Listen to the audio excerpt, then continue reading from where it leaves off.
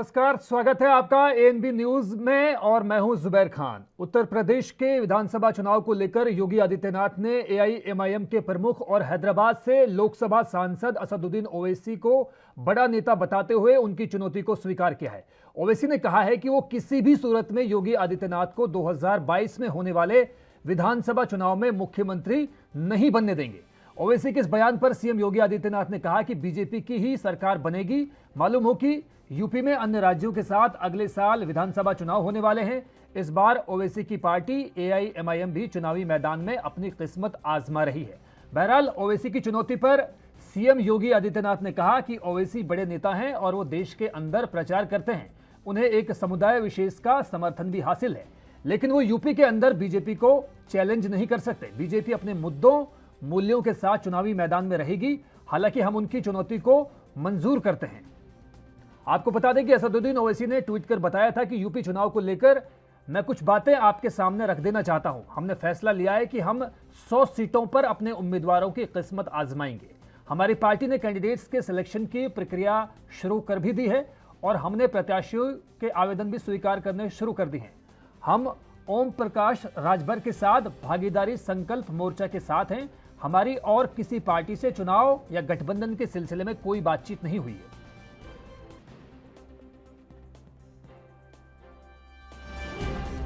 हमारा भी तो किसी से गठबंधन नहीं है। हमारा तो अभी तक हम तो राजभर साहब के साथ हैं भागीदारी संकल्प मोर्चा के तहत, और हमारे पार्टी के यूपी के प्रेसिडेंट ने इस बात का ऐलान भी किया कि हम एमआईएम पार्टी आने वाले 2022 के असम्बली चुनाव में हम 100 असम्बली सीट पर इंतखाबात में हिस्सा लेंगे। हमने लोगों से एप्लीकेशन लेना भी शुरू कर दिया। शौकत साहब गांव-गांव ज़िले कॉन्स्टिट्यूंसी फिर रहे हैं और हर पार्टी को इख्तियार है कि वो फैसला ले अपनी पार्टी की अच्छाई के लिए। मगर हमारा तो क्या, हमारे पार्टी के ज़िम्मेदार ने किसी पॉलिटिकल पार्टी से बातचीत की या किसी दूसरे पार्टी के एमपी से बातचीत की? कुछ बातचीत ही नहीं की हमने। तो सर ये बात कैसे आई? क्योंकि कहा जाता है नहीं, तो अगर स्मोक हुआ है, धुआं उठा है, तो भाई किसने आग लगाई है ये वो देखा जाए। हम तो नहीं कहे, हम तो अपने काम में मसरूफ़ हैं, हमको तो पता भी नहीं है। हमारे तरफ से ना हम उसको बोले हैं, ना हमको मालूम है ये क्या हो रहा है। तो जो पार्टी अपना फैसला ले सकती ले वो अपना फैसला, हम भी अपना फैसला लें।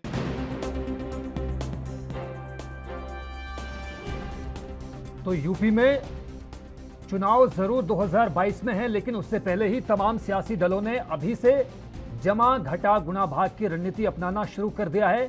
साम दाम दंड भेद की जो नीति है उसको आजमाने की जितनी भी तरकीबें हैं उसको शुरू कर दिया है। और इसी कड़ी में तमाम जो राजनीतिक दल हैं उत्तर प्रदेश की सियासत में अपनी बिसात बिछाने की कवायद शुरू कर चुके हैं।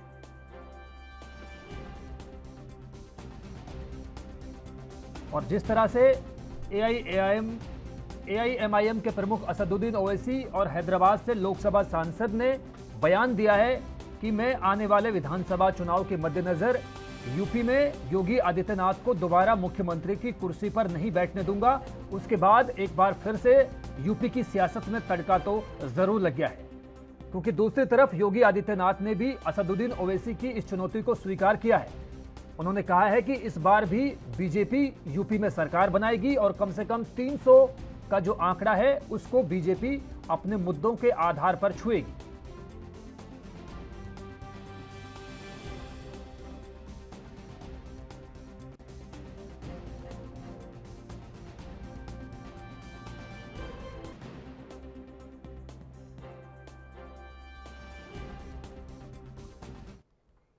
और यूपी की सियासत को समझने के लिए हमारे साथ इस वक्त दो खास मेहमान हमारे साथ मौजूद हैं। हमारे साथ बीजेपी प्रवक्ता प्रदीप भटनागर जी मौजूद हैं और हमारे साथ अजमल खान साहब भी मौजूद हैं, एआईएमआईएम के नेता हैं वो। दोनों खास मेहमानों का हमारे एएनबी के इस लाइव शो में बहुत बहुत स्वागत है सर। सबसे पहले मैं प्रदीप जी आपके पास आना चाहूंगा। जिस तरह से असदुद्दीन ओवैसी ने साफ तौर पर यह कहा है कि मैं आगामी विधानसभा चुनाव में योगी आदित्यनाथ को दोबारा से मुख्यमंत्री की कुर्सी पर काबिज नहीं होने दूंगा, ऐसी क्या नाराजगी है, ऐसी क्या तलखी है उनकी योगी आदित्यनाथ से? देखिए ये मानसिकता है। हाँ? एमआईएम जो पार्टी है ये उनके राष्ट्रीय अध्यक्ष की मानसिकता है, क्योंकि जो उनकी मानसिकता है वो है हिंदू मुस्लिम, और वो राजनीति करते हैं स्पष्ट, बिल्कुल क्लियर साफ, दोगली राजनीति नहीं करते, सिंगल राजनीति करते हैं मुसलमानों की। और उन्होंने मुसलमान शासित करने के लिए ये शब्द बोले कि योगी आदित्यनाथ, क्योंकि योगी होके उनके आंखों में खटकते हैं, साधु होके क्योंकि हिंदू है, सबसे बड़ा मकसद ये है। क्योंकि कभी ओबीसी साहब ने सर्व धर्म की बात नहीं करी, कभी हिंदू धर्म या सिख ईसाई की बात नहीं करी, और उन्होंने सदैव मुस्लिम की बात करी है। और वो वोट भी वही साधते हैं। उत्तर प्रदेश आने का मतलब है उनका कि मुस्लिम वोटों को साधना, मुस्लिम एकता बढ़ाना, वो साफ दिखाई देता है। क्योंकि और पार्टियों को बड़ा डर बैठ गया है, चाहे वो समाजवादी पार्टी हो, बहुजन समाज पार्टी हो या अन्य दल हो, उनको बहुत दिक्कत है। क्या मैं मीडिया में बैठा हूँ और मीडिया को पूरी को पता है कि ओबीसी साहब कोई बात ही नहीं करते भारतवर्ष की, भारत एकता की, कि श्रेष्ठ भारत, प्रथम भारत, एक भारत, कोई बात ही नहीं करते हुए। चलिए, मैं अजमल खान साहब के पास भी सवाल के साथ जाऊंगा, लेकिन प्रदीप जी, मैं ये आपसे भी जानना चाहूंगा कि जिस तरह से यूपी के सीएम योगी आदित्यनाथ ने असदुद्दीन ओवैसी की इस चुनौती को स्वीकार किया है और ये कहा है कि आगामी विधानसभा चुनाव में भी भारतीय जनता पार्टी 300 के आंकड़े को छुएगी, तो आप क्या मानते हैं कि जिस तरह से उन्होंने ओवैसी की चुनौती को स्वीकार किया है, उनके चैलेंज को एक्सेप्ट किया है, क्या वो भी मानते हैं कि ओवैसी का कहीं कुछ जनाधार यूपी में है? देखिए, मैं आपको थोड़ी सी बात बताऊं। देखिए, ओबीसी साहब भारतवर्ष के हैं और जो उनकी पार्टी है वो भारतीय है, और उनका मूलभूत अधिकार है किसी प्रदेश में चुनाव लड़ने का। और देखिए, चुनौती तो खैर सभी देते हैं, कोई ओबीसी साहब नए नहीं है और ना ही कोई ऐसे हीरे जड़े हुए उनमें भी कि वो जाके स्पेशली को चुनौती दे देंगे, क्योंकि उन्हें तो मुस्लिम वोटों पर खेलना है। उनका साफ स्ट्रेटेजी बिहार में भी रही और बंगाल में भी हमने देखा, और अब यूपी में आ रहे हैं आजमाने के लिए। मगर उत्तर प्रदेश की जनता, चाहे हिंदू या मुस्लिम हो, उसने माननीय योगी आदित्यनाथ जी की सरकार का कार्य देखा है और बाखूबी देखा है कि उत्तर प्रदेश के अंदर 4.5 वर्ष किस तरह भारतीय जनता पार्टी ने, माननीय योगी आदित्यनाथ जी ने कैसे सरकार चलाई हो, सर्वधर्म और एक इंसानियत के नाम पे किस तरह काम किया है, जिले के काम नहीं किया है कि कौन क्या है। और मैं तो यही कहूंगा ओबीसी साहब से भी कि वो भी इन चीजों से दूर हों और भारत की अखंडता और एकता पे काम करें। ये जो उल्टे सीधे स्टेटमेंट उनका पूरा परिवार देता है वो शोभनीय नहीं है भारतवर्ष के लिए। अगर आप भारतवर्ष की बात करते हैं तो भारतवर्ष जैसे बने भी।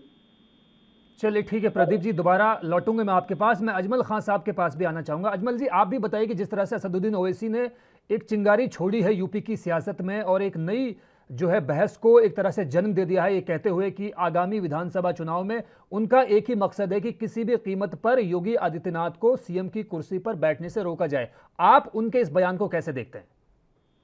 देखिए, प्रजातंत्र में जब भी इलेक्शन होते हैं ना, तो जो पार्टी इन पावर या government in power, chief minister या प्राइम मिनिस्टर इन पावर होता है, उसी के खिलाफ, उसी को डिसलॉज करने के लिए इलेक्शन लड़ा जाता है। आप 2022 के इलेक्शन की बात कर रहे हैं ना, 2017 में चले जाइए, कितने विपक्षी दल लड़ रहे हैं जो किसको डिसलॉज करने के लिए चले, उसके पीछे चले जाइए। इलेक्शन इसीलिए होते हैं, इसीलिए ये प्रजातंत्र में ये सिद्धांत है कि लोग अब गवर्नमेंट बदल जाए, हम कोई इनकार नहीं है ना। तो जो पार्टी इन पावर है उसको हटाने के लिए हम अपने सारे प्रयास करेंगे कि उसको हम नहीं आने देंगे दोबारा, यही कहेंगे भाई। ठीक है, मैं लेकिन आपसे ये जानना चाहूंगा अजमल खान साहब कि सीधे तौर पर मुख्यमंत्री से इतनी तलखी क्यों, ये नाराजगी क्यों, ये अदावत क्यों? दिक्कत कहाँ है? आपको लग रहा है ना मुख्यमंत्री से अदावत क्यों? जब अखिलेश जी मुख्यमंत्री थे उनसे अदावत थी। अरे भाई, हम बंगाल गए थे ना, बंगाल, अभी हमारे साथी ने बंगाल का जिक्र किया, हम बंगाल गए थे, ममता बनर्जी से अदावत थी, ममता बनर्जी ने क्या क्या कहा। ये राजनीतिक अदावत ऐसे ही बदलती रहती। बिहार गए, नीतीश जी और बीजेपी से अदावत थी, वहाँ उनका गठबंधन है। यानी जो भी मुख्यमंत्री रहेगा अजमल खान साहब, चाहे बिहार की बात करें, चाहे बंगाल की बात करें, चाहे यूपी की बात करें, जो भी मुख्यमंत्री रहेगा एआईएम उसकी मुखालिफत करेगी, ये आप कहना चाह रहे हैं? नहीं, ये मैं नहीं कहना चाह रहा हूँ, ये आप कह रहे हैं। मैं ये कह रहा हूँ कि प्रजातंत्र में इलेक्शन होते हैं, विपक्षी पार्टियां इलेक्शन लड़ती हैं, जो पार्टी इन पावर होती है उसका जो चेहरा होता है, वो चीफ मिनिस्टर हो, प्राइम मिनिस्टर हो, उसी के खिलाफ इलेक्शन लड़ती है और उसी को डिसलॉज करने की बात करती है। जी, लेकिन मैं अजमल खान साहब आपसे ये भी जानना चाहूंगा कि जिस तरह से ओम प्रकाश राजभर का जो ये आप लोगों का भागीदारी संकल्प मोर्चा एक तरह से बन चुका है और आगामी विधानसभा चुनाव में आपकी पार्टी एआईएमआईएम ने 100 सीटों पर लड़ने का फैसला किया है। 100 सीटों पर ही क्यों लड़ने का फैसला किया है? क्या सिर्फ इसलिए कि यहाँ पर मुसलमानों की तादाद, मुसलमानों की आबादी उन बाकी सीटों के मुकाबले ज्यादा है? देखिए, पहली बात तो मैं आपको ये बता दूं कि गठबंधन की राजनीति इस देश में, इस प्रदेश में कोई नहीं है।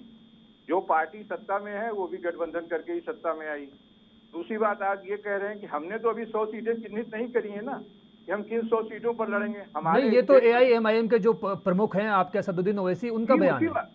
नहीं, बयान ये है कि हम 100 सीटों पर इलेक्शन लड़ेंगे। बयान ये जी 100 सीटों पर हमारी तैयारी चल रही है, हम इलेक्शन लड़ेंगे। जी बिल्कुल। कौन सी सीटें हैं इसको नहीं बताया गया।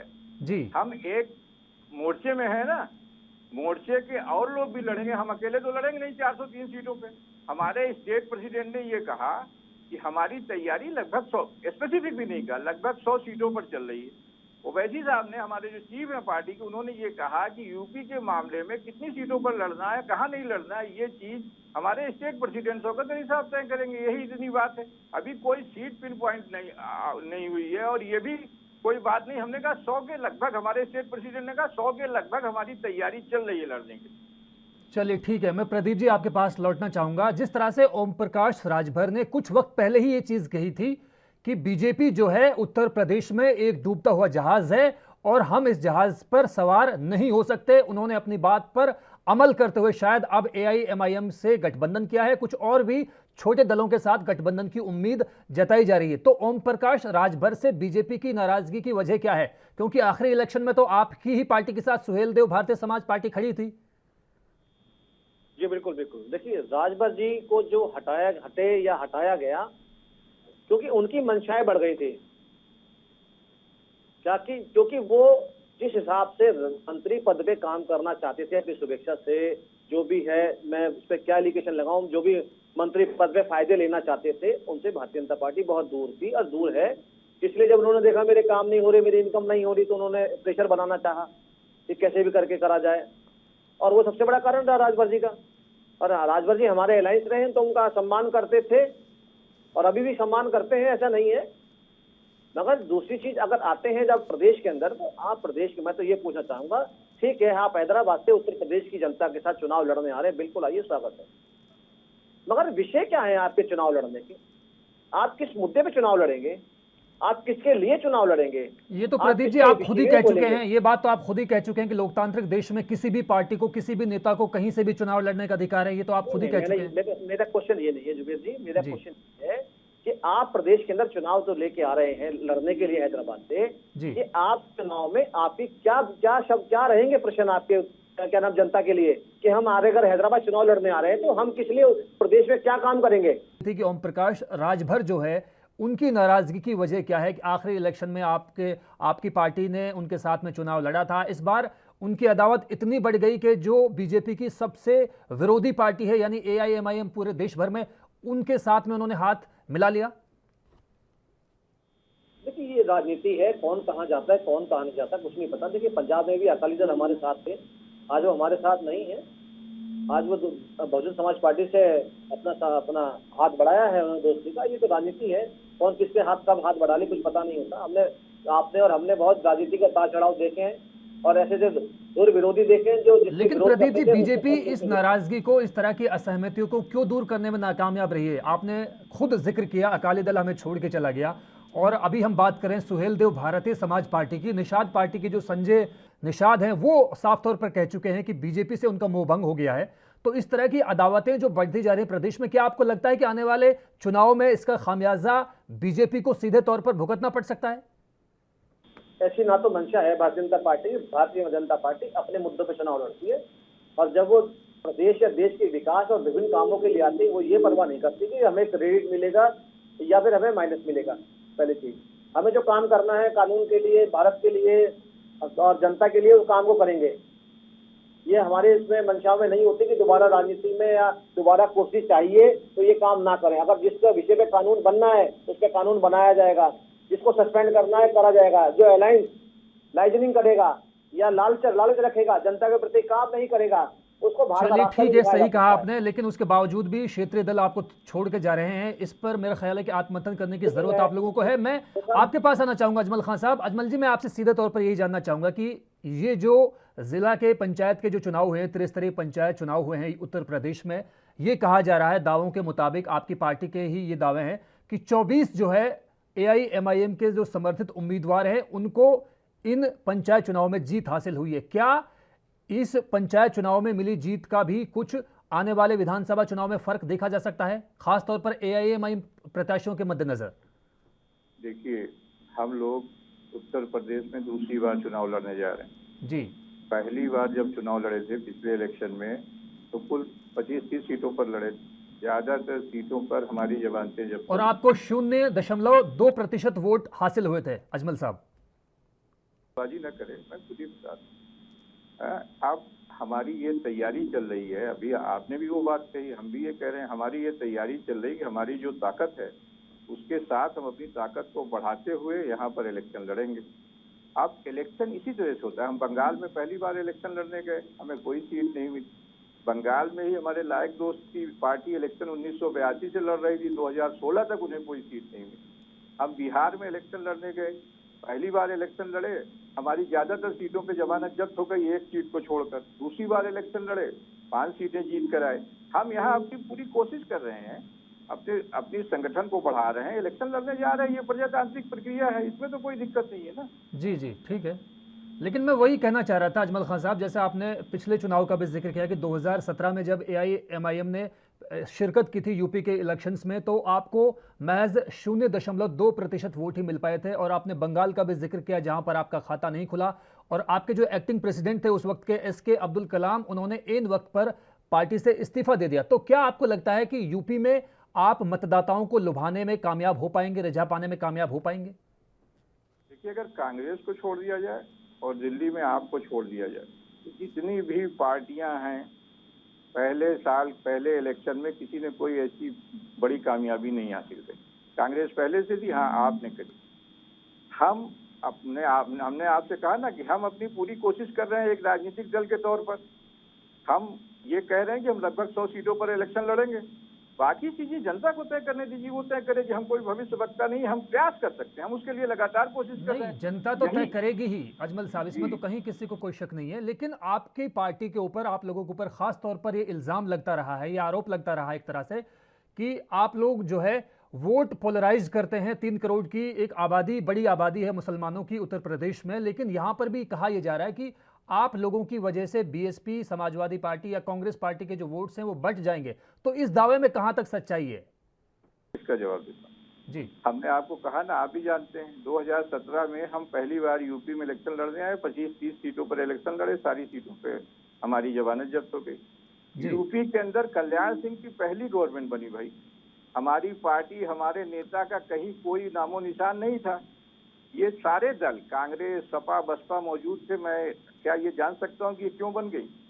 अच्छा, अटल बिहारी वाजपेयी जी की जब पहली गवर्नमेंट बनी तो कहीं हम थे नहीं, जो भी था हैदराबाद की एक सीट थी, कहीं बाहर पैर भी नहीं निकाले थे, ना कोई उसका प्रयास था। अटल बिहारी वाजपेयी जी की गवर्नमेंट बन गई।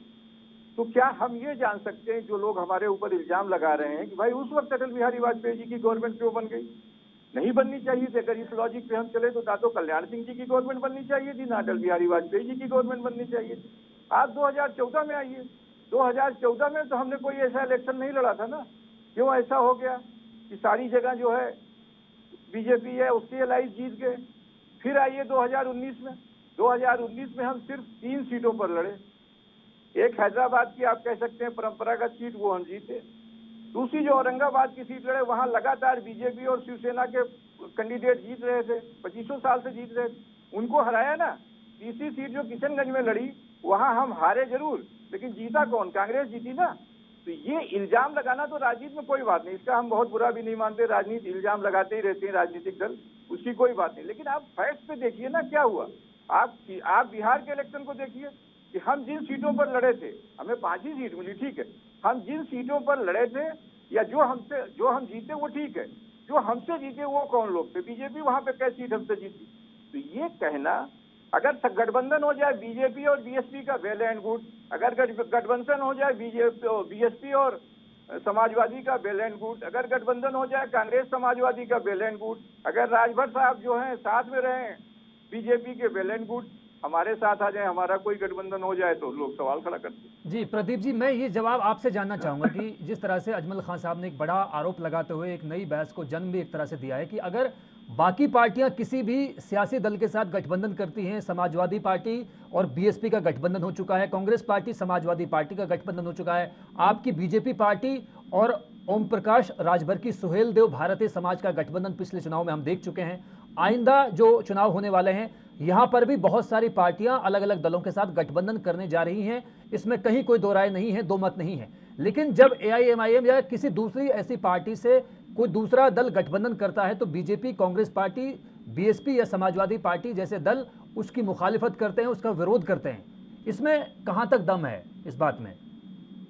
देखिए, जब चुनावी त्यौहार चलता है ना, तो ये सब चीजें गठबंधन का भी दौर चलने लगता है। तो थोड़ा सा बता दूं, देखिए हमें किसी प्रकार का परहेज नहीं है। जो एआईएम है वो किसी से भी गठबंधन करे या बसपा गठबंधन करे, हमें कोई आपत्ति नहीं है। अगर हमसे भी कोई गठबंधन करता है तो उसमें भी हमें कोई आपत्ति नहीं, हम भी सोचेंगे। ये राजनीति है। देखिए, चुनाव आ रहे हैं, चुनाव में अप डाउन, टूटना जोड़ना चलता है और लगा रहता है। सुहेल देव पार्टी जो आज इतने उछल के जो कूद के दिखा रहे हैं आदरणीय राजभर जी, तो थोड़ा बता दूं कि जब भाजपा से अलायंस बन के जब चुनाव लड़े तो उनकी इतनी सीटें आ गई, जब पूछने वाला नहीं था कोई भी उनको, वो चीज को नहीं मानते। तो इसलिए थोड़ा सा हमारे राजभर साहब अब अबर रहे हैं जरा ज्यादा ही, इसलिए वो भी जल्दी से हो जाएगा चुनाव में, उनका भी पता लग जाएगा उनको भी कि राजभर साहब जिस लालच के और जिस मंशाओं से राजनीति में काम कर रहे थे, क्यों वो जिस समाज ने उनको चुन के भेजा, आपने उस समाज के लिए क्या किया? आप उनकी समाज की तो आहें भरते हैं, क्या कहा? ये जो एआईएम है, जिस समाज की के लिए काम करना चाहती है, जिनकी उत्पीड़ना के विषय में बात करती है, मैं तो पूछना चाहूंगा कि भारतवर्ष के अंदर इन्होंने कितने स्कूल बना दिए, कितने बहन बेटे हुए कल्याण के लिए इन्होंने काम कर दिया पूरे भारतवर्ष में, कितनी एनजीओ खोल दी। चुनाव ठीक है, आप ये कहिए कि मैं राजनीतिक पार्टी हूँ और राजनीति के लिए चुनाव लड़ने उत्तर प्रदेश में या बंगाल या बिहार गई मैं, क्यों? क्योंकि मुझे एक धर्म की राजनीति करनी है, मुस्लिम धर्म की, क्योंकि ये राजनीति कुछ नहीं। लेकिन ओम प्रकाश राजभर और ओवैसी का धर्म तो अलग अलग है प्रदीप जी। कि मैं तो कह रहा हूँ बिल्कुल जी, अलायंस तो हो रहा है ना। नहीं, आप धर्म की राजनीति की बात कर रहे हैं ना, तो दोनों को धर्म, मैं बता रहा हूँ आपको, दोनों को धर्म तो अलग अलग है। ये बात अलग है कि ओम प्रकाश राजभर ने ये भी कहा है कि मुसलमान मुख्यमंत्री उत्तर प्रदेश में क्यों नहीं हो सकता, उप मुख्यमंत्री पद का दावेदार मुसलमान क्यों नहीं हो सकता, ये भी कहा है ओम प्रकाश राजभर ने। कल की अगर बात हम सुने तो ऐसा है, किसी चीज में अगर आग लगानी हो तो उसमें बातें ऐसी करने लगे आप जी।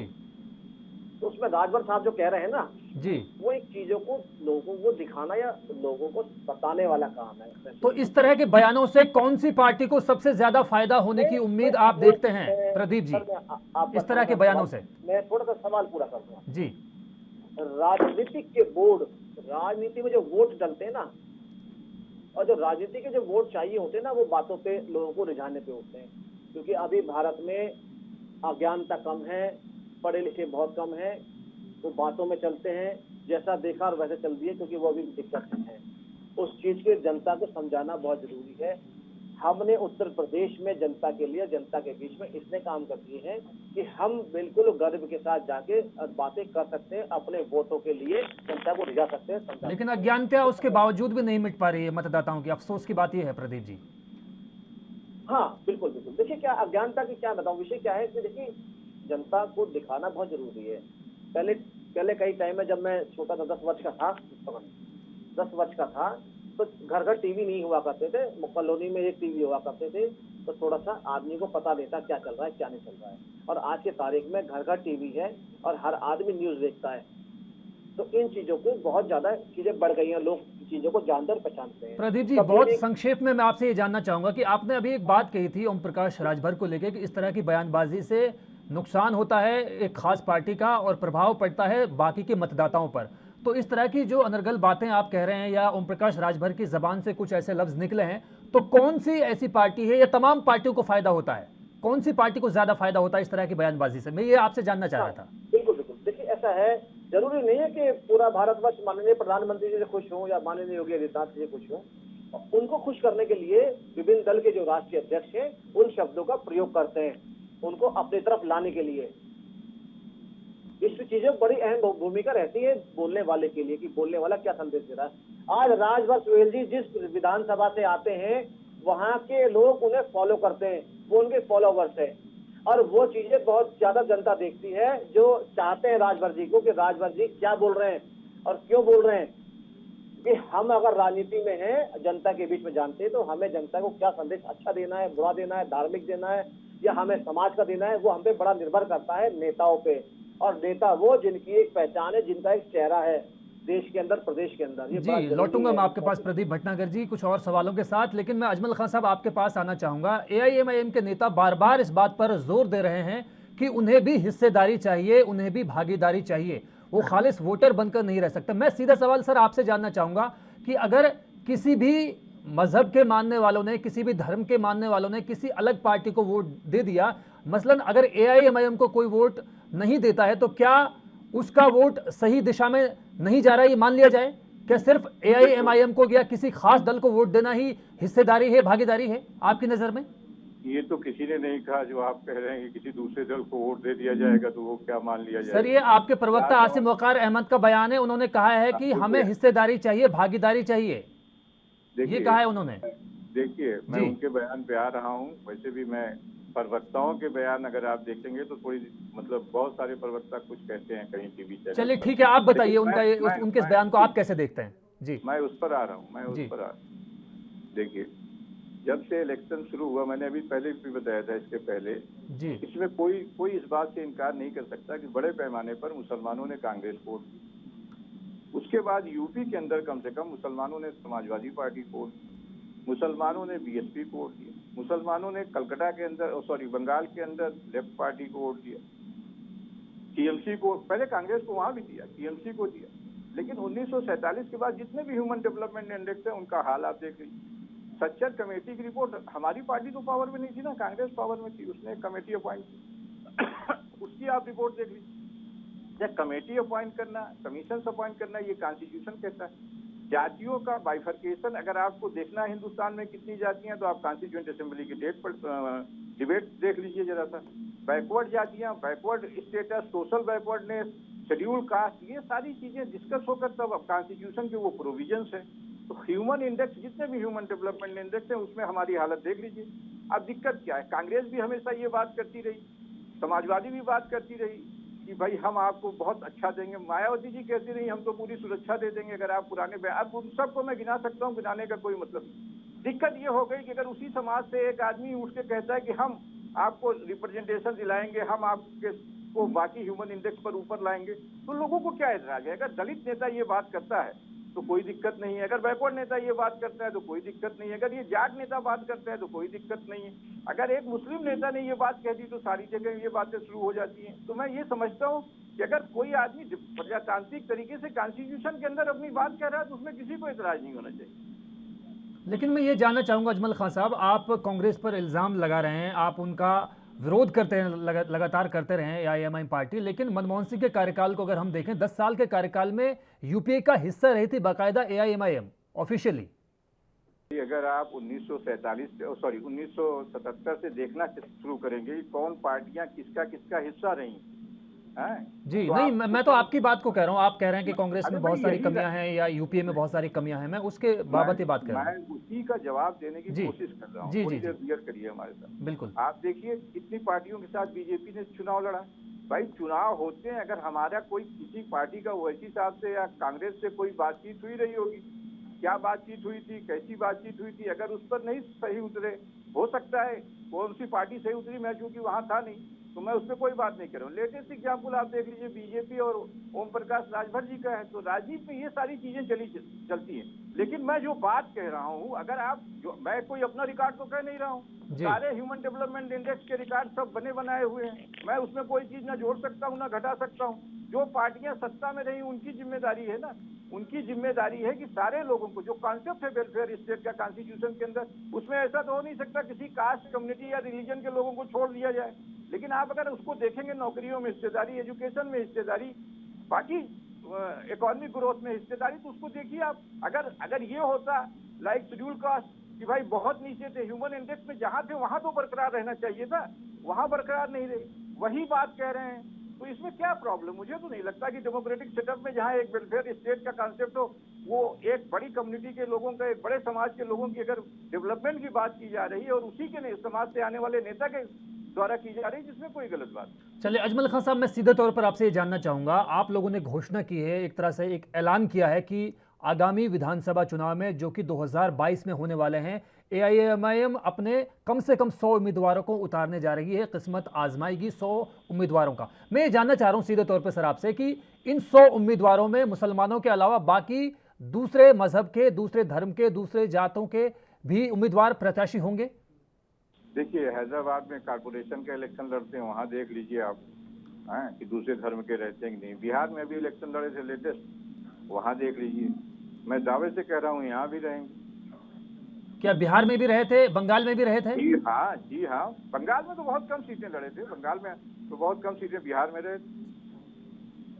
चलिए प्रदीप जी, आप भी बताइए, 403 एक बहुत बड़ा आंकड़ा होता है, 403 विधानसभा सीटें हैं यूपी में। अगर गठबंधन आपकी पार्टी का हुआ तो थोड़ी बहुत सीटें आपके उस गठबंधन के सहयोगी दल को चली जाएंगी, बाकी बहुत बड़ी तादाद में आपकी पार्टी चुनाव लड़ेगी 403 सीटों पर। तो मैं आपसे जानना चाह रहा हूं कि आप क्या मुसलमानों को भी इन 403 सीटों में से कुछ विधानसभा सीटों पर टिकट देने की सूरत में हैं? देंगे टिकट? मैं थोड़ा सा एक तो ये क्लियर कर दूं, देखिए हम लोग हिंदू मुस्लिम बात नहीं करते। नहीं, मैं इसलिए जानना चाह रहा हूं क्योंकि उन्होंने कहा कि 100 सीटों पर वो भी टिकट देने की कोशिश करेंगे। तो आप भी बताइए कि इतनी बड़ी तादाद में 3 करोड़ अगर आबादी है किसी समुदाय की, तो क्या उनका हक बनता है? आप मानते हैं कि उनको टिकट मिलना चाहिए? 4.5 वर्ष के अंदर उत्तर प्रदेश के अंदर जो मुस्लिम बहुल या मुस्लिम जो नेता थे जी, जो मुस्लिम नेता थे, वो उनको समझाना और रिझाने में बड़ा चीजों में आया है चीजें, और हम लोगों ने उन पे काम भी किया है। ठीक है, आज हम मुस्लिम क्षेत्र के अंदर विकास को लेके गए भी हैं और वहाँ काम भी किया है, और हम अपने मूलभूत अधिकारों से बात भी कर सकते हैं। देखिए, अभी जैसे अजमल खान साहब बोल रहे थे कि विभिन्न पार्टियों ने मुस्लिम को रिझाने के लिए काम किया, तो कोई गलत नहीं है, बिल्कुल सही कहा, और मैं उनके इस बयान को बिल्कुल ठीक मानता हूं। मगर मुस्लिम लोगों की कम्युनिटी के कल्याण के लिए किसी ने काम नहीं किया, केवल उन्हें एक वोट बैंक के तरीके से प्रयोग करा, उनके लिए कल्याण के लिए किसी ने काम नहीं किया। भारतीय जनता पार्टी जब 4.5 साल की सरकार आई है, प्रदेश के अंदर या देश के अंदर हमने आपने देखा क्या दंगा और क्या फसाद हुआ, क्या चीज क्या नहीं हुई, आज की डेट में क्या मदरसे मान्यता प्राप्त है या नहीं है, उनको क्या सुविधाएं दी जाती है नहीं दी जाती, हर चीज सरकार ने पोर्टल पे डाल रखी है बाखूबी। और आज की तारीख में जो हमारी छवि भारतीय जनता पार्टी की विभिन्न पार्टियों ने बना रखी थी मुस्लिम कम्युनिटी के अंदर, उसको छवि को भी दिखाया गया है और बताया गया है कि भारतीय जनता पार्टी सबके हित के लिए काम करती है। उसके लिए चाहे वो मुस्लिम हो, सरदार सिख हो, चाहे वो हिंदू हो, सब चीजों को लेकर जहां विकास सबको मिलना चाहिए। आज प्रदेश के किसी भी गांव में चला जाइए तो किसी बहुमूल्य क्षेत्र का हो, उसका विकास है, चाहे उसकी जो सुविधाएं हैं, भारतीय जनता पार्टी की सरकार ने आदरणीय योगी। लेकिन प्रदीप जी, अगर उसी समुदाय के लोग विधानसभा में बैठेंगे, अपनी बात खुद कहेंगे, अपने क्षेत्र की बात खुद कहेंगे, तो इसमें दिक्कत कहाँ है? हाँ, मैं ये जानना चाह रहा हूँ आपसे। हाँ बिल्कुल, देखिए आज के टाइम में भारतीय जनता पार्टी के अंदर बहुत अच्छे से मुस्लिम नेता आए हैं और उभर के ऊपर आए हैं, और जो टिकट के योग्य होगा उसको जरूर टिकट मिलेगी। तो 3 करोड़ की आबादी में से आप मानते हैं कि कोई भी टिकट के लायक नहीं है, या कितने लोग टिकट के लायक हो सकते हैं? मैं सीधे तौर पर आपसे यही जानना चाह रहा हूं कि पिछले बार 403 विधानसभा सीटों में से कितने सीटों के लिए आप लोगों ने टिकट दिया, और इस बार क्या उम्मीद की जा सकती है, और आप क्या मानते हैं व्यक्तिगत तौर पर कितने लोगों को टिकट मिलना चाहिए? देखिए, वो तो योग्यता के ऊपर बात है। 20 टिकट, 50 टिकट, जो टिकट मैं से कैसे कह दूं, मगर जो योग्यता जिसमें चुनाव लड़ने की होगी उसे टिकट जरूर मिलेगी भारतीय जनता पार्टी की तरफ से। और भारतीय जनता पार्टी ने उत्तर प्रदेश के अंदर अपना समन्वय दिखा दिया है कि भारतीय जनता पार्टी ने जातिगत राजनीति किस तरह की है और किस तरह विकास किया है। उससे इसलिए हमें बड़ा गर्व और नाज है कि हमारे प्रदेश के अंदर कोई भी अराजक तत्व अभी तक दंगा फसाद नहीं करा पाया है। चलिए ठीक है, मैं आपके पास लौटूंगा दोबारा प्रदीप जी, लेकिन आपने मेरे सवाल का जवाब नहीं दिया, ये अलग बात है। अजमल खान साहब, आपसे मैं ये जानना चाहूंगा, मैं दोबारा उसी पहले वाले सवाल पर आना चाहूंगा कि जिस तरह से ओवैसी ने कहा है कि मैं योगी आदित्यनाथ को आगामी विधानसभा चुनाव के मद्देनजर सीएम की कुर्सी पर दोबारा काबिज नहीं होने दूंगा, तो सीएम योगी आदित्यनाथ ने भी पलटवार किया है। उन्होंने ये कहा है कि इस बार भी बीजेपी 300 से ज्यादा सीटें जीतकर एक ऐतिहासिक रिकॉर्ड कायम करेगी। तो ये जो 300 सीटें जीतने का दावा किया जा रहा है मौजूदा मुख्यमंत्री के द्वारा, क्या आप मानते हैं कि बीजेपी इतनी सीटें जीत पाने में सक्षम है? ये दोनों तरफ से दावे होंगे ये इलेक्शन। हम कभी भी ये नहीं मानेंगे कि जिसके खिलाफ हम इलेक्शन लड़ने जा रहे हैं वो सीट जीत पाएगी। मैं तो कहूंगा कि वो सत्ता से बाहर जाएंगे और हम उनको डिसलॉज करेंगे सत्ता से। लेकिन अजमल खान साहब, ये तो पता लगाना चाहिए ना, ये तो बताना चाहिए ना जनता को कि वहां पर कमियां क्या हैं और हमारे मुद्दे ऐसे क्या हैं, हम क्या ऐसा बदलाव करेंगे, क्या सुधार करेंगे, जो कमियां उनमें हैं हमें क्या अच्छाइयां हैं, ये तो हमें बताना पड़ेगा ना मतदाताओं को। देखिए, कोई सरकार जो पावर में रही हो, इंक्लूडिंग बीजेपी सरकार, वो अपने काम की बहुत तारीफ करती है कि हमने सबके साथ समन्वय स्थापित किया, सबको बराबर का मौका दिया।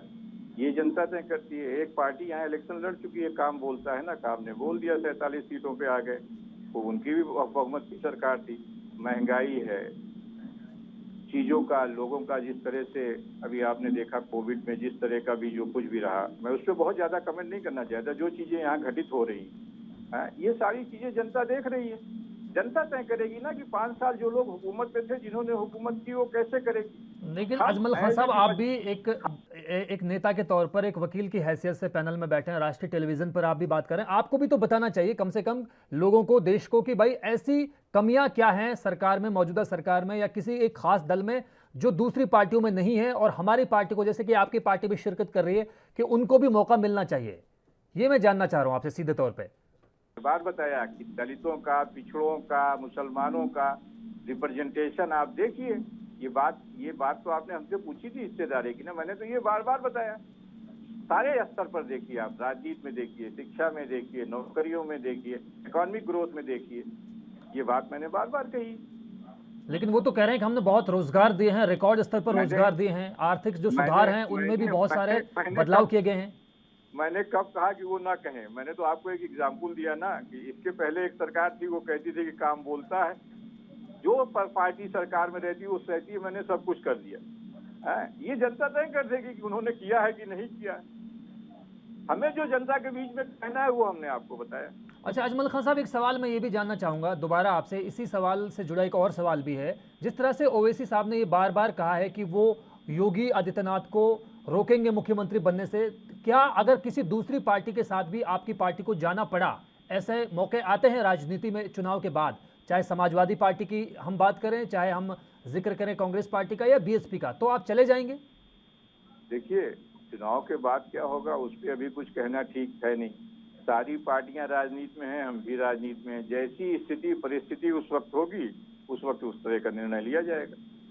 चलिए ठीक है। प्रदीप जी, आप दोनों जो है सीधे तौर पर जवाब नहीं दे पा रहे हैं। प्रदीप जी, मैं दोबारा आपके पास आऊंगा। मैं सीधे तौर पर यही जानना चाहूंगा कि मुख्यमंत्री योगी आदित्यनाथ ने साफ तौर पर कहा है कि आगामी विधानसभा चुनाव में भी बीजेपी 300 का जो आंकड़ा है उसको छुएगी या उसको पार करेगी। आपको क्या लगता है कौन सी सबसे बड़ी उपलब्धि बीते 5 सालों में रहेगी सरकार की, जिसके ऊपर यकीन जताकर, विश्वास जताकर मतदाता दोबारा भरोसा करेंगे? जुबेर जी, आपके पहले मैं क्वेश्चन का जवाब दे दूं। अभी आपने कही मेरे को, आपने कहा टिकट देने की बात कही आपने मुस्लिम क्षेत्र में। देखिए मैं बता दूं, ये तो आगामी जब विधानसभा की प्रतिक्रिया शुरू होगी चुनाव की, ये देखा जाएगा कि कितने आवेदन आते हैं और किनकी विधानसभाओं से आवेदन आते हैं। उन आवेदन के आधार पे ही बताया जाएगा कि कितने लोग टिकट के योग्य हैं और कितने लोग नहीं है। जरूरी नहीं है। हाँ, पहले तो ये चीज आपने जो योगी जी के बारे में पूछा, देखिए आदरणीय योगी आदित्यनाथ जी ने प्रदेश भर के लिए जो भी काम किया, अभी आपने भी टेलीविजन के माध्यम से दिखाया और पहले भी दिखाया है कि उन्होंने उत्तर प्रदेश की मेडिकल सुविधाओं को लेकर इतना जागरूक है कि वो आज भी और अभी भी निकले हुए हॉस्पिटलों के सर्वे के लिए, उसके निरीक्षण के लिए, और जिला जाए कोरोना काल में भी गए हैं और अभी भी चल रहे हैं। क्यों? 24 करोड़ जनता है उत्तर प्रदेश के अंदर, उसके लिए योजनाएं, उनके लिए कार्य मुख्यमंत्री जो प्रदेश के सूबे के होते हैं उनका एक कार्य होता है, दायित्व होता है पूरा करने के लिए।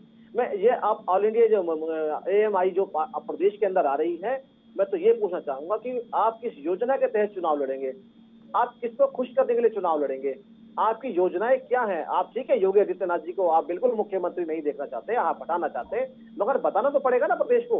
प्रदेश सुन रहा है आपकी वाणी को कि भाई आके आप किन योजनाओं के लिए काम करेंगे, क्या आप दलित उत्थान के काम करेंगे, क्या मुस्लिम उत्थान के लिए क्या काम करेंगे? हम ऐसा कौन सा काम रह गया है जो आप इन्हें जो कम है? अजमल खान साहब बताना चाहेंगे आप? जी, देखिए हमारी पार्टी कहीं पावर में नहीं है। हमारी पार्टी ने जो कुछ भी काम किया वो हैदराबाद में किया है। शिक्षा के क्षेत्र में जो काम किया है, स्वास्थ्य के क्षेत्र में जो काम किया है, वो मेरे ख्याल से बताने की जरूरत नहीं। वो आप लोग टीवी पे भी दिखाते रहते हैं या उसके बारे में बात होती रहती है। नहीं, हो सकता है सब लोगों को ना पता हो, आप बता सकते हैं। अरे भाई, school, colleges, engineering colleges, medical colleges, medical education, medical facilities, सारी चीजें तो हैदराबाद में दी हैं। हम उसके बाहर कहीं पावर में नहीं रहे ना, हम वहीं पावर में, जो कुछ भी रहे वहीं पावर में रहे। हमें आप पावर में आने दीजिए, हम दे के दिखाएंगे। अच्छा, स्वास्थ्य की जो हमारे लायक दोस्त कह रहे हैं, भाई बोल लेने दीजिए सर, मैंने आपको डिस्टर्ब नहीं किया, थोड़ा बियर करिए। जी। जो स्वास्थ्य की बातें कह रहे हैं, अब गोरखपुर के अस्पताल से लेके गंगा के किनारे तक की लाशों को सारे लोग देख रहे हैं, हम ही थोड़ी देख रहे हैं। मैं उस पर कोई कमेंट नहीं करना चाहता, जो भी है, क्योंकि इलेक्शन बहुत नजदीक है, सारी चीजें जनता तय करेगी जो जनता देख रही है, और यही डेमोक्रेसी है, जनता इन चीजों को तय करती है। मैंने आपको एक उदाहरण के तौर पे कहा ना कि पिछले जो इलेक्शन हो रहा था उसमें भी काम बोलता है। मैं ये एक बात ऑन रिकॉर्ड कह रहा हूँ कि जो भी सरकारें पावर में रहती हूँ वो अपने काम बताती है, मैंने बहुत काम कर दिया, जनता तय कर देती है कितने काम किए। जी प्रदीप जी, क्या आप मानते हैं कि जनता ने ये सब देखा होगा कि जिस तरह से गंगा पर तैरती हुई लाशें देखी गई थी कोविड-19 महामारी के दौरान, क्या आप मानते हैं कि सरकार से कहीं ना कहीं चूक हुई थी इस बाबत? नहीं, मैं अच्छे बता दूं, देखिए ऐसा है, बिल्कुल मीडिया ने खूब दिखाया इस चीज को लेके और विपक्षियों ने खूब उठाया गंगा में लाशें बहती हुई, मगर मीडिया ने अपनी गलतियों को सुधारा भी कि जो लाशें थी, जो प्रदेश के जो देसी गांव क्षेत्र हैं, जो गरीबी के माली हालत में उन्होंने कहा, उसको प्रदेश की सरकार ने लकड़ी सब सुविधाएं मुहैया अपनी तरफ से करानी शुरू कर दी थी। मगर कुछ प्रदेश के अंदर जो भेड़ चाल चलती है कि नहीं, ये जो कम उम्र का है जिसको गंगा किनारे दफनाना चाहिए, ये अगर उठा के रिकॉर्ड देखेंगे, ये पहले भी था। कोरोना काल में बेशक जरूर बढ़ गया ये चीजों को लेके, मगर सब विपक्षी पार्टियों को चीजों के बारे में पता है। जो शहरी क्षेत्र है, जिनको गंगा किनारे का महत्व नहीं पता, वहाँ जो दफनाए जाते हैं रेत के नीचे, मिट्टी के नीचे, उनके बारे में नहीं पता, वो लोग जब सुनते हैं पढ़े लिखे तबके, तो उन्हें इस चीज के बारे में नहीं पता। ये तो गांव देहात के लोग जानते हैं कि गंगा किनारे किस तरह दबाया जाता है। ये आज का नहीं है, अगर आप उठा के अगर आगे की अगर देखेंगे आप तो और डाटा भी है, और मीडिया ने अपनी गलती सुधारी भी, चाहे प्रिंट मीडिया हो, इलेक्ट्रॉनिक मीडिया हो। तो सर, स्थानीय जो एमएलए होते हैं या जो सांसद होता है या जो प्रशासनिक अधिकारी होते हैं, उनकी भी तो कोई जिम्मेदारी, जवाबदेही बनती है ना? बिल्कुल सही कह रहे हैं आप। देखिए, उस जिम्मेदारी को निभाया, पीएसी फोर्स लगाई, और फिर भी आधी रात को लोग बाग लाशें घेर के चले गए। और आप, हमने वो भी वीडियो देखी जो सब जो फ्लाईओवर के ऊपर से लोग अपनी क्या नाम है कोरोना की किट पहने हुए और लाश को ऊपर से नीचे फेंक रहे हैं, आपने हमने वो भी देखा। कहीं लगता नहीं जनता में कमियां हैं? जनता को जागरूक होना चाहिए। अगर वो टीवी देखती है और 100 करोड़ मोबाइल जिसमें इंटरनेट चलता है वो यूज करती है, तो उसे यहाँ पे जागरूक होना चाहिए ना। आप एजुकेशन आप लगवा सकते हैं, बिल्कुल, आप चलती हुई सरकार पे, प्रदेश की सरकार पे या राज्य की सरकार पे, मगर आप ये जागरूक भी तो कर सकते हैं ना। जिम्मेदारी तो उन पार्टियों को भी बनती है जो प्रदेश के अंदर मुख्यमंत्री रहे, पूरा अमली जामा चलाया पूरे प्रदेश का, जनता के वोट पाया, क्या उनका कोई कार्य नहीं बनता इसको काम करने के लिए? बिल्कुल ठीक है, मुख्यमंत्री बैठे योगी आदित्यनाथ, उंगली उठनी चाहिए उनके ऊपर। बिल्कुल, जो मुख्यमंत्री रह गए उन्होंने क्या काम किया? जो मुख्यमंत्री बनने का सपना देख रहे उन्होंने क्या काम किया इस कोविड के अंदर? क्या जनता के वोट के लिए घर से बाहर निकलेंगे? कोविड में नहीं निकलेंगे वैसे। जी अजमल खान साहब, ये जवाब आप देना चाहेंगे तो दे सकते हैं, और मैं साथ में एक सवाल और इसमें ऐड करना चाहूंगा, और वो ये है कि बीते 5 सालों में खास तौर पर एआईएमआईएम की क्या प्रक्रिया रही है, क्या उनकी व्यवस्था रही है, और क्या उन्होंने बदलाव या सुधारों के लिए काम किए हैं उत्तर प्रदेश में, या सिर्फ चुनाव के वक्त पर ही आप नजर आ रहे हैं? इसलिए बहुत ज्यादा नजर नहीं आते कि आप लोगों की नजर हम पे चुनाव के वक्त पड़ती। जी आप बता सकते हैं, इसलिए सर सवाल पूछा मैंने। मैं बता दे रहा हूँ ना, उसी सवाल का जवाब दे रहा हूँ थोड़ा। जब से कोविड शुरू हुआ है, आप तमाम जिलों में पता कर सकते हैं, लोगों को, मरीजों को अस्पताल तक पहुंचाने से लेकर लोगों में खाना पहुंचाने तक, अगर आप वीडियो देखना चाहेंगे तो दिखा देंगे। हमारी पार्टी की जितनी भी हैसियत रही है, लोगों ने काम किया, फ्री खाना बांटने से लेकर लोगों को अस्पताल पहुंचाने तक। ये बात दूसरी, यही मैं कह रहा हूँ, ये बात दूसरी की बहुत बड़े पैमाने पे दिखा नहीं। मैंने आपको एक बात कही ना कि हैदराबाद में हमारी ताकत है थोड़ी, वहाँ पर जिस तरह से कोविड के दौरान जो भी काम हुए हैं उसे कुछ नेशनल चैनल ने, कुछ लोकल चैनल ने दिखाया भी है कि हमारे नेता लोग कैसे उस दौरान भी जनता के बीच में खड़े रहे हैं। तो ये इस तरह के आरोप प्रत्यारोप लगाना काम है। मैंने कहा ना, ये सारी चीजें जनता देख रही। अब ऐसा नहीं है, हमने क्रीमेटोरियम भी देखे हैं, उसमें लगी हुई लाइनें भी देखी हैं, और मैं भी, ऐसा तो है नहीं कि लखनऊ में बैठा हूँ तो मैं ग्रामीण क्षेत्र को जानता नहीं हूँ, मैं भी ग्रामीण क्षेत्र से आता हूँ। क्या परंपराएं हैं हमारे यहाँ किसी धर्म में फ्यूनरल की, उसे भी मैं जानता हूँ। तो लोगों ने इसको देखा है। हाँ, हमारे लायक दोस्त का काम है, वो यहाँ बैठे हैं गवर्नमेंट की पार्टी के रिप्रेजेंटेटिव बन के, तो उसकी सफाई पेश करें। हम भी अपना काम करेंगे, अपनी तरफ से बात कहेंगे। अब ये तय करने का अधिकार लोकतंत्र में जनता को है, तो आने दीजिए इलेक्शन, जनता तय करेगी कि किसका काम बोलता है। प्रदीप जी, क्या आप मानते हैं गंगा लाशों के ऊपर आपने अपनी बात कही, शमशान घाटों की चाहे हम बात कर लें, चाहे कब्रिस्तानों के बाहर का नज़ारा हम देख लें, हमने जो कुछ देखा वो तस्वीरें वाकई डरा देने वाली थी, दिल को दहला देने वाली थी। तो क्या आप मानते हैं कि सरकार से चूक तो हुई है कहीं ना कहीं, क्योंकि लकड़ियां कम पड़ गई थी, ज़मीनें कम पड़ गई थी दफनाने के लिए, शवों को जलाने के लिए शमशान घाटों में जो कमी देखी गई थी वो सबके सामने जगजाहिर है, किसी से छिपा नहीं है। हाँ बिल्कुल, हमने जितने भी दाह संस्कार होते हैं हिंदू रीति रिवाज से, हर हमने देखे वहाँ बहुत लंबी लंबी लाइनें। हमने आसिफ पठान का महाराष्ट्र में भी देखा, जो एक बार अपने घर से नहीं निकले, वहाँ भी बहुत लंबी लाइन लगी हुई थी जगह जगह की। मैंने मेरठ भी देखा, जो एक मेरठ से जो एक विधायक हैं समाजवादी पार्टी से, मुस्लिम, उन्होंने केवल 50 लाख की मिट्टी तो दिलवाई, मगर हॉस्पिटल जाके नहीं देखा, जागरूकता में काम नहीं किया, हमने वो भी देखा। बिल्कुल सही बात है, भारतीय जनता पार्टी अगर स्पष्ट बात करती है, एक तरफा बात करती है, तो उसे आप बदनाम करने का अधिकार है, तब तो कोई दिक्कत नहीं है, मगर मैं जवाब दूंगा। और हमने दिल्ली में भी देखा कि शमशान घाट तो बनाए गए, मगर हॉस्पिटल नहीं बनाए गए। जो 5 हॉस्पिटलों का निर्माण हो चुका है, जिसको चालू करना है, जिसमें 17,000 लोगों को चिकित्सा मिलेगी, वो अभी तक चालू नहीं करा गया। 7 साल होने जा रहे हैं, 8 साल, हमने वो भी देखा है।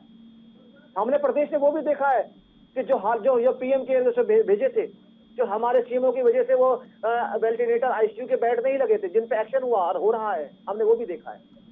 ये नहीं मैं है। सभी राज्यों की बात कर रहा हूं प्रदीप जी, चाहे दिल्ली की बात हो, चाहे उत्तर प्रदेश की बात हो, महाराष्ट्र का जिक्र आपने कर ही दिया है, तो मैं तमाम राज्यों की बात कर रहा हूं, तमाम सरकारों की बात कर रहा हूं। लेकिन दिक्कत यही है कि लोग कहां जाएं, लोग किसको जिम्मेदार माने, किसकी जवाबदेही तय करें, सबसे बड़ा मसला यही है। सुबेर जी, कोरोना के अंदर लाशों का अंबार लग रहा था, अंबार, बिल्कुल। और ग्रोथ इतनी बढ़ गई थी मरने वाले लोगों की, जनता की, बच्चों की, बुजुर्गों की, पूछो मत, जो कंट्रोल में नहीं आ रही थी। ये आप हमको चीजें देखनी पड़ेगी। और राष्ट्र की सरकार ने, आदरणीय मोदी जी की सरकार ने ऑक्सीजन को लेकर हर चीज को कंट्रोल करने के लिए प्रदेश लेवल से बैठकें रात दिन करी। और प्रदेश के लोगों ने, आप ये कभी बात नहीं करते कि 24 करोड़ लोग जो उत्तर प्रदेश में रहते हैं, उनको मरने से कैसे बचाया? आप ये बात नहीं करेंगे 7 दिन के अंदर एक 90 लाख गांवों का कैसे सुचारू रूप से ठीक करा, उसको क्लीनिंग करी गई, ये बात नहीं देखेंगे। बिल्कुल प्रदेश की सरकार में कमी निकलनी चाहिए, अगर कमी निकले तो अच्छी बात भी होनी चाहिए कि कोरोना से 24 करोड़ लोगों को कैसे बचाया गया। और 24 करोड़ लोग प्रदेश के कौन थे, वो भी आदमी को देखना चाहिए कि वो हिंदू था, मुस्लिम था, सिख था, ईसाई था, अपाहिज था, गूंगा था, बहरा था, लेडीज थी, बच्चा था, क्या था, वो भी। वो सूबे के मुख्यमंत्री का कंट्रोल था प्रदेश पे, और प्रदेश के सरकारी तमले पे और मंत्रियों पे, जो सबको दौड़ा रहा था। अगर योगी आदित्यनाथ जी को भी कोरोना हो गया था, 10 दिन बाद घर छोड़ के निकल लिए थे वो अपना, और मुख्यमंत्री की तरह होते तो वो भी कोरोना काल में अपने घर के अंदर आराम करते होते। आप बताइए, जितनी बड़ी आबादी उत्तर प्रदेश में रहती है, कौन से प्रदेश में रहती है? या हमने देखा नहीं उद्धव ठाकरे जी को अकेली गाड़ी में चलते हुए, ड्राइवर का परहेज था, उनको कोरोना हो जाए घर से निकले नहीं उद्धव ठाकरे जी, हमने वो भी देखा। हमने कैप्टन अमरिंदर सिंह भी देखा, हमने अशोक गहलोत भी देखे, हमने जो है क्या नाम चंद्रशेखर राव भी देखे, हैदराबाद के जो आते थे तेलंगाना का, हमने उनको भी देखा, हमने केजरीवाल साहब को भी देखा, हमने किस तरह काम किया गया। देखिए, आज की जनता है, जनता ने आपको चुन के भेजा है। जो केजरीवाल जी दिल्ली में बैठे हैं और जो बात करते हैं चिकित्सा की, मैंने एक सवाल पूछ लिया कि आपने 1000 आपने क्लिनिक बनाए, मोहल्ला क्लिनिक बनाए, अगर आप एक दिन में 50 लोगों को इंजेक्शन लगवाते कोविड का, तो 3 करोड़ लोगों को लगते 60 दिन के अंदर। तो उन्होंने भी, आम आदमी पार्टी ने भी, प्रदीप जी, उन्होंने भी ऐलान कर दिया कि वो भी उत्तर प्रदेश में अपने उम्मीदवारों को उतारने जा रही है, और उनका भी यही कहना है कि वो भी किसी भी कीमत पर योगी आदित्यनाथ को मुख्यमंत्री नहीं बनने देंगी। तो सभी का निशाना जो है एक तरह से योगी आदित्यनाथ के ऊपर है, चाहे AIMIM की बात करें, चाहे आम आदमी पार्टी की बात करें, चाहे समाजवादी पार्टी की बात करें, चाहे कांग्रेस पार्टी की करें। पार्टी को प्रदेश के अंदर चुनाव लड़ना चाहिए, और प्रदेश को हम भी दिखाएंगे कि दिल्ली में कैसे इन्होंने स्वास्थ्य को लेकर काम किया। हम भी जनता के बीच में जाएंगे। क्यों? आम आदमी पार्टी भी AIMIM की तरह ही एक धर्म की पार्टी की वो बात करती है और काम करती है। और हमने यहाँ भी देखा, दिल्ली में भी इनका पक्षपात देखा हमने आम आदमी पार्टी का।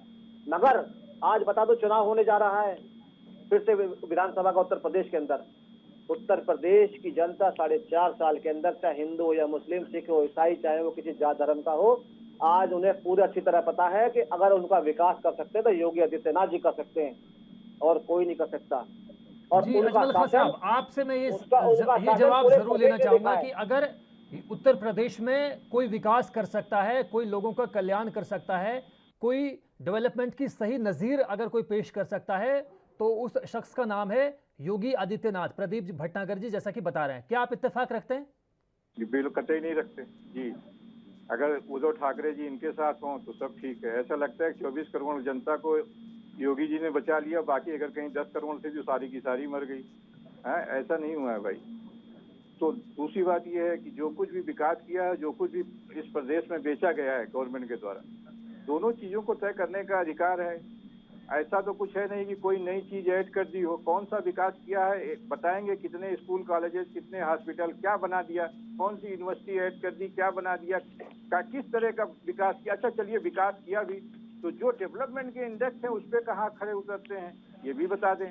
तो मैं तो ये कह रहा हूँ ना कि अगर विकास किया होता तो ये बातें ना आती कि इनके साथी इनका साथ छोड़ के चले जाते। अब राजनीतिक आरोप तो लगा ही सकते हैं कि वो अपना कुछ ज्यादा चाहते थे, बाकी 25 साल से उनके साथ थे ना उद्धव ठाकरे जी, तो बहुत अच्छे थे। आज चले गए तो वो गाड़ी के अंदर बैठे हैं, ये गाड़ी के बाहर टहल रहे हैं। ये सारी बातें राजनीतिक तौर पर ठीक है, क्या किया है क्या नहीं किया है इसको जनता तय करेगी।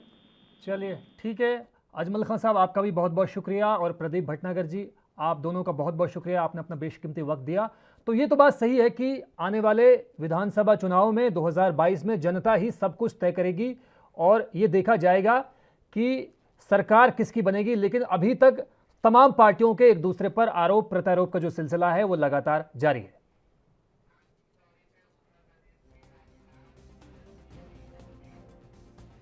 तो फिलहाल मुझे दीजिए इजाजत, लेकिन आप बने रहिए एएनबी न्यूज के साथ, क्योंकि एएनबी पर खबरों का सिलसिला लगातार जारी है।